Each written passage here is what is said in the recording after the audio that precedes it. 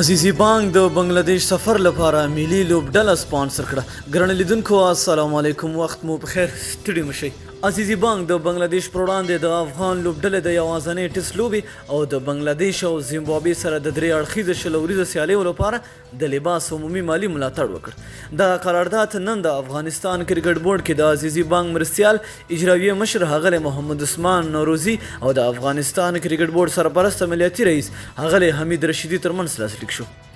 په دغه ناسته کې حمید رشیدي د افغانستان کرکټ بورډ اجرایي مشر ښاغلی لطف الله ستانکزي په استازوالي خبرې وکړې او ویل د افغانستان کرکټ بورډ مشرتابه له عزیزي بانک مننه کوي چې له کرکټ بورډ سره یې په اړونده برخه کې ډېری وخت همکاري کړې ده او هیله لرو چې عزیزي بانک په راتلونکو سیالیو کې هم د افغانستان کرکټ بورډ د سپانسر لپاره برخه واخلي. دغه راز ښاغلی رشیدي زیاته کړه د افغانستان کرکټ بورډ اداره یو ځل بیا له ملي سوداګرو او کمپنیو هیله کوي چې د کرکټ په ډګر کې له شته فرصتونو ګټه پورته کړي او پکې ونډه واخلي.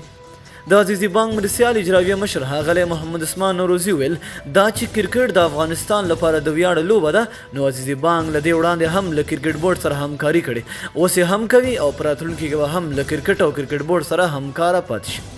د یادولو ده چې د بنگلاديش په سفر کې افغانستان له بنگلاديش هیواد سره یوازینۍ ټیسټ لوبه د سپټمبر په 15 نیټه پیلوي او همداراز بیا له بنگلاديش او زیمبابوې سره د درې اړخیزې شل اوریزو سیالیو لوبډلې ترسره کوي چې افغانستان به خپله لومړۍ لوبه د زیمبابوې سره د سپټمبر په 14مه، دویمه لوبه له بنگلاديش سره د سپټمبر په 15مه، درېیمه لوبه د زیمبابوې سره د سپټمبر په 20مه او څلورمه لوبه د بنگلاديش پر وړاندې د همدې میاشتې په 21مه او دغو سیالیو پیل لوبه به بیا د سپټمبر په 24مه ترسره کیږي. نو ډیره مینه او مننه دوستانو چې ویډیو مر سره تر پای ولیدله. د لا نورو ښکلو معلومات لپاره زموږ چینل در سره سبسکرایب کړئ. تر بلې ویډیو د الله په امان.